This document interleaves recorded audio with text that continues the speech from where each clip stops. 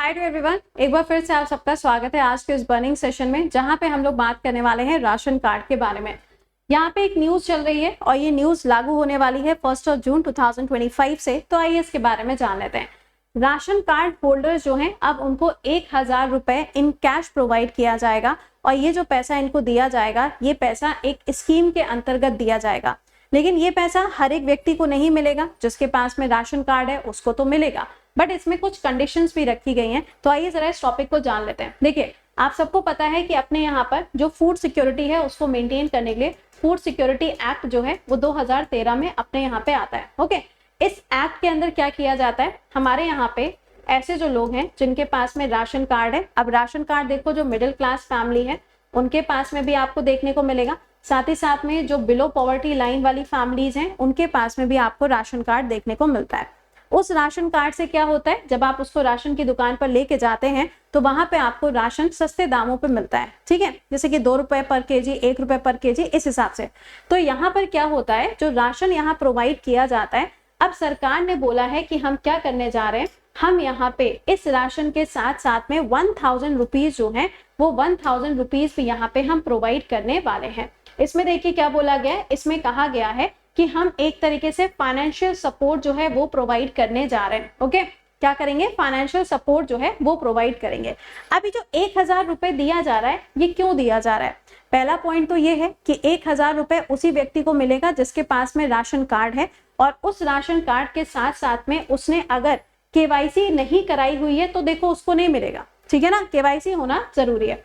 इसका main objective क्या है, 1000 रुपए इसलिए दिए जाएंगे ताकि वो पैसा वो फैमिली बच्चों की शिक्षा के लिए, अपनी बेसिक नीड को पूरा करने के लिए उस पैसे का इस्तेमाल किया जा सकता है। ये पैसा जो है डायरेक्ट बेनिफिट ट्रांसफर के रूप में दिया जाएगा, यानी कि आपके बैंक अकाउंट में सीधा वो 1000 रुपए जाएगा।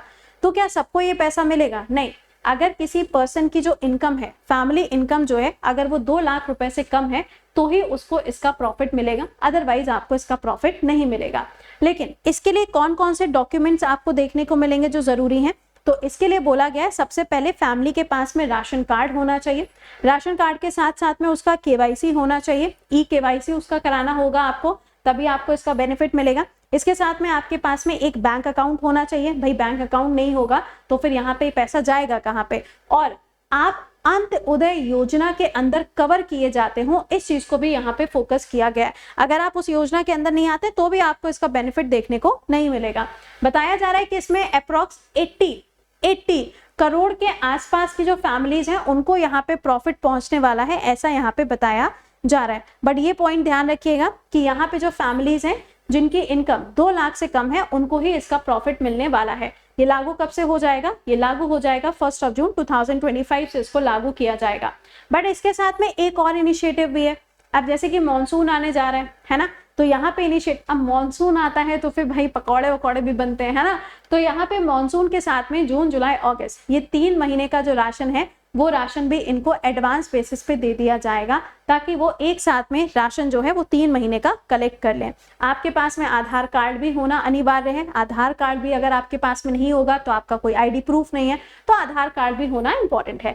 तो ओवरऑल इस आर्टिकल के अंदर सिर्फ ये बताया गया है, नेशनल फूड सिक्योरिटी को मेंटेन करने के लिए और एक फाइनेंशियल सपोर्ट प्रोवाइड करने के लिए हम राशन तो दे रहे हैं, है ना, 5 kgs फॉर फैमिली के हिसाब से या 2 kgs फॉर फैमिली के हिसाब से व्हीट दे रहे हैं, राइस दे रहे हैं, या और भी जो चीजें हैं वो सब चीजें प्रोवाइड की जा रही हैं। तो यहाँ पर 1000 रुपए अलग से दिया जाएगा। 1 जून से ये सुविधाएं जो हैं ये स्टार्ट कर दी जाएंगी भारत के अंदर।